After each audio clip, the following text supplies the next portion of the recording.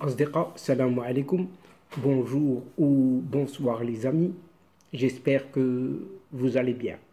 Bienvenue sur votre chaîne Bled Magharibia et abonnez-vous pour rester bien évidemment informé. Pour moi, je suis ravi, heureux de vous retrouver une nouvelle fois. Mesdames et messieurs, chers amis, cette vidéo se consacre à ce fameux Mondialito 2023 où un célèbre Real Madrid s'offre un 5e sacre au Maroc et dont un certain entraîneur italien se dit impressionné, si ce n'est très impressionné par cette académie Mohamed VI de football. Si sportivement le Maroc poursuit son impressionnant développement, cette FRMF, Fédération royale marocaine de football, veut aussi s'affirmer comme la première puissance footballistique du continent en multipliant les organisations de compétition en cette Afrique. Et la CAN, cette Coupe d'Afrique des Nations, est l'objectif, un objectif numéro 1 pour concrétiser ce projet, si ce n'est son projet. Mais pour en revenir à ce fameux Real Madrid, désormais, tout le monde le sait, et qu'il a remporté haut la main son 5e mondial des clubs en battant cette fois-ci les Saoudiens d'El Hilal sur le score de 5-3. Et à la mi-temps, le score était de 2-1 en faveur de ce même Real. Ce samedi soir, en finale, joué dans un certain complexe sportif, Prince Moulay Abdallah de Rabat, au Maroc donc. El Hilal et le Real Madrid ne se sont jamais affrontés en match officiel. Avec cette victoire, le Real a permis à l'Europe de remporter ce trophée pour la 10e année consécutive, sachant que seuls les Brésiliens de Corinthians sont les derniers à avoir barré la route d'une équipe européenne en 2012.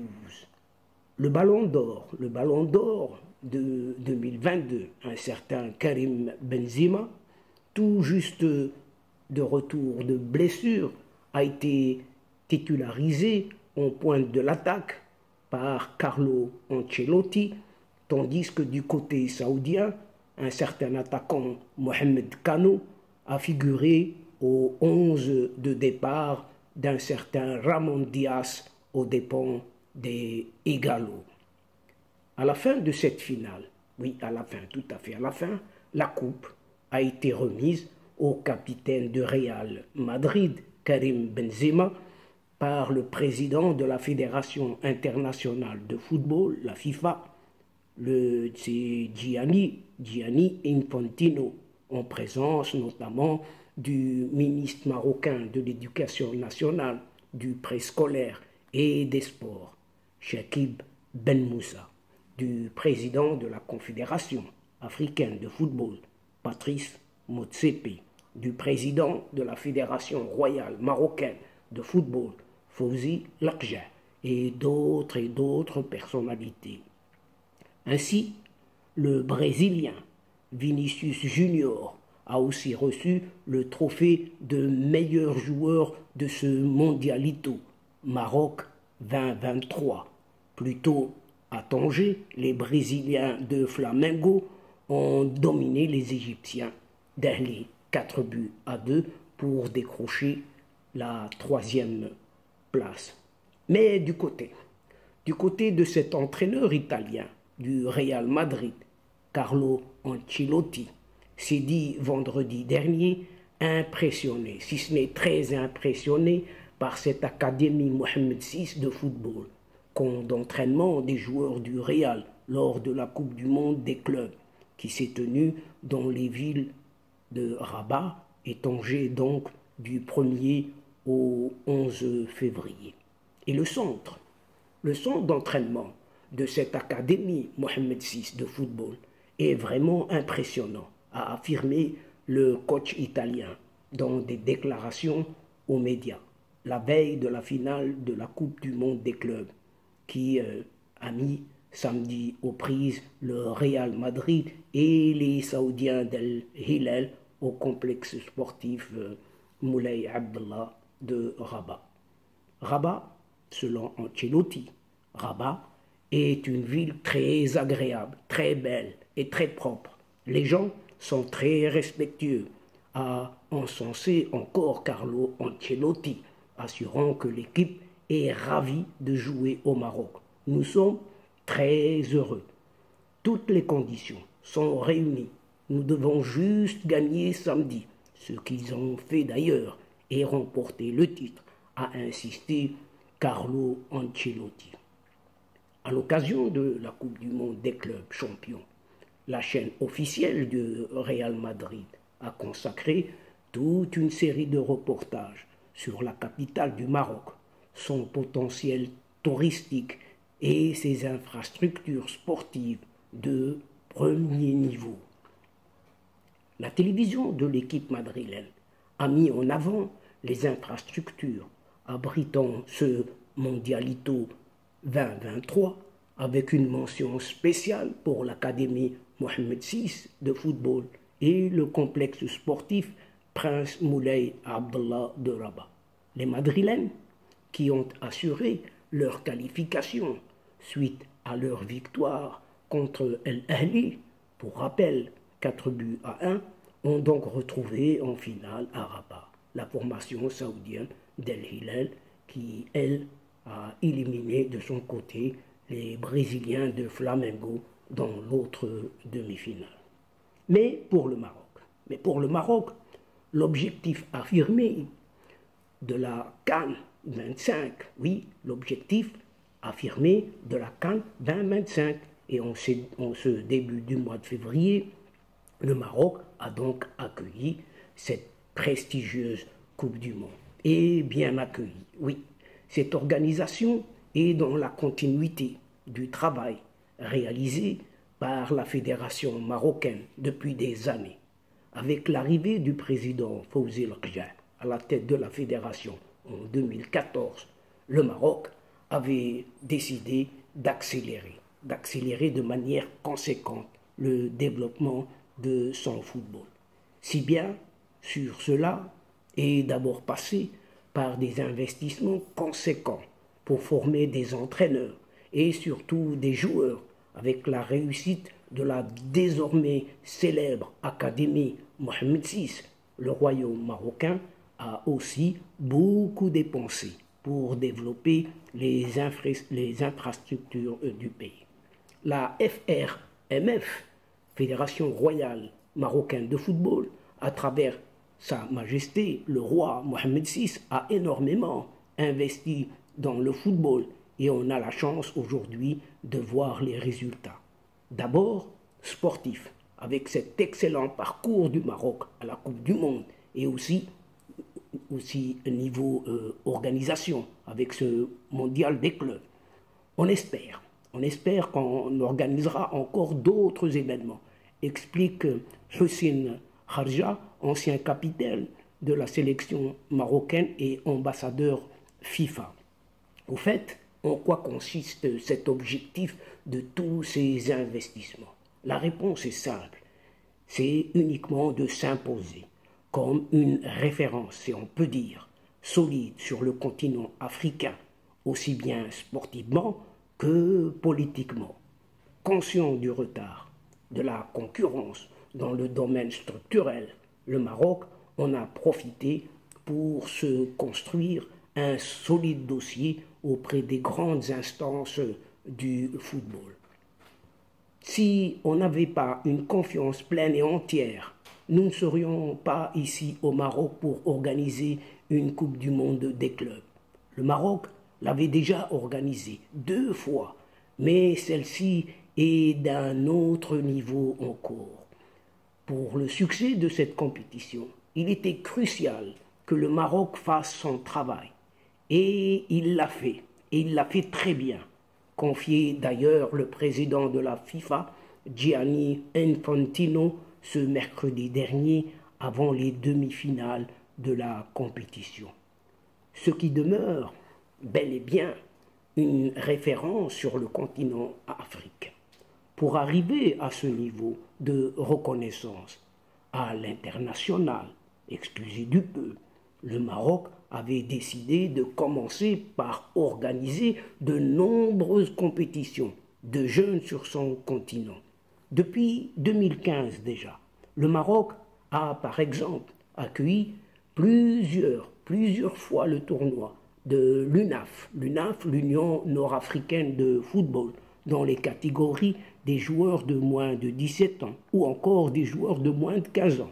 Plus récemment, l'occasion de développer son savoir-faire en termes d'organisation, mais aussi de donner un vrai coup de pouce à la CAF, à la Confédération africaine de football, qui avait besoin d'un pays capable d'accélérer le développement de son football. La FRMF, Fédération royale marocaine de football, qui avait aussi en ligne de mire ce mondial 2026, finalement attribué au trio USA, Canada, Mexique, cette Coupe du Monde, au profit du Maroc justement. Alors, continuer avec le CHAN, championnat d'Afrique des Nations. Peut considérer à l'époque, oui, ce CHAN peut considérer cette compétition a connu un tournant depuis 2018, lorsqu'il s'est déroulé au Maroc. Plus médiatisé, mieux structuré, le CHAN s'est imposé comme une compétition phare du continent. La belle ferveur de l'édition 2023 qui vient de se dépasser, qui s'est déroulée en Algérie, l'illustre bien. Avec de nombreux stades de haut standing, le Maroc a aussi aidé d'autres pays.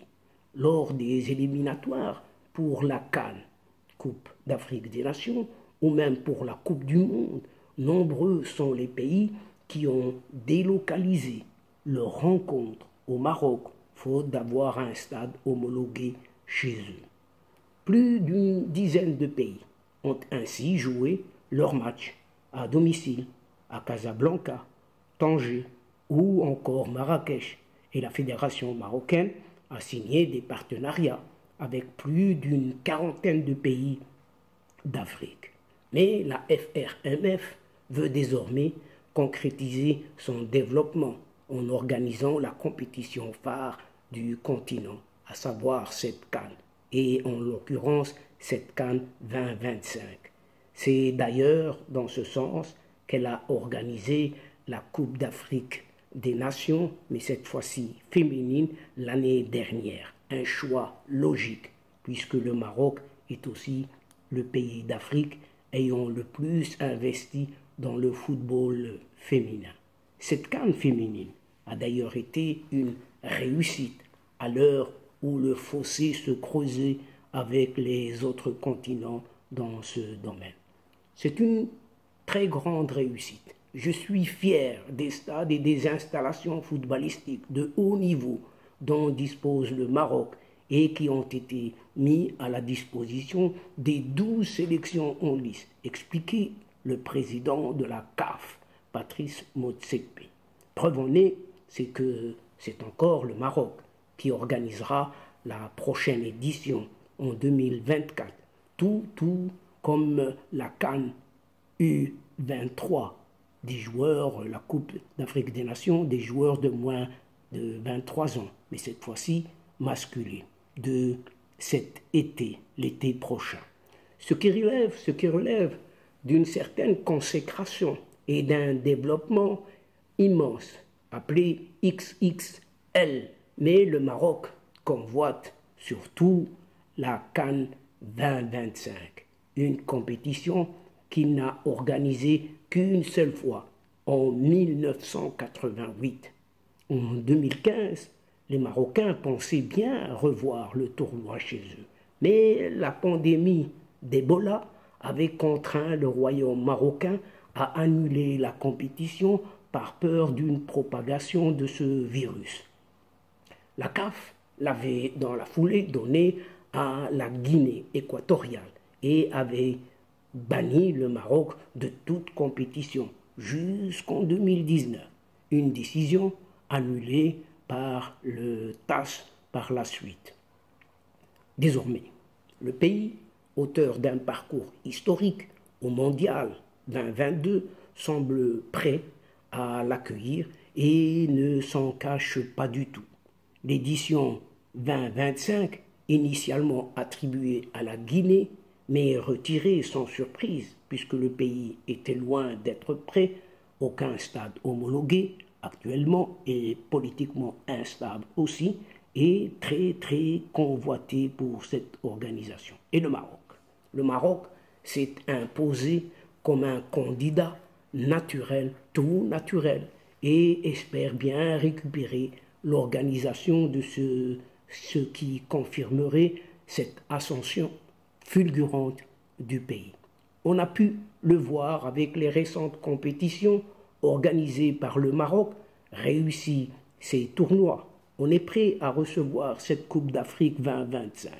Sans prétention, je pense que l'on doit organiser cette compétition pour le bien de l'Afrique, de la CAF et pour l'évolution du football africain. Le Maroc peut être l'épicentre de la diaspora africaine.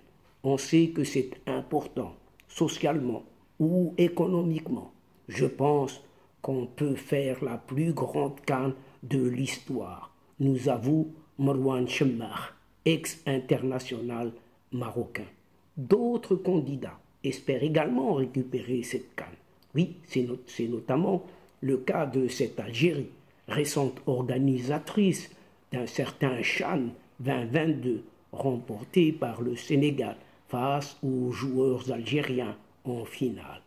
Initialement prévu ce vendredi dernier, l'annonce du pays organisateur de cette CAN a été décalée à une date ultérieure. De quoi faire patienter. Oui, un peu de suspense, un peu plus les instances et les supporters qui espèrent bien voir cette fête du football africain chez eux.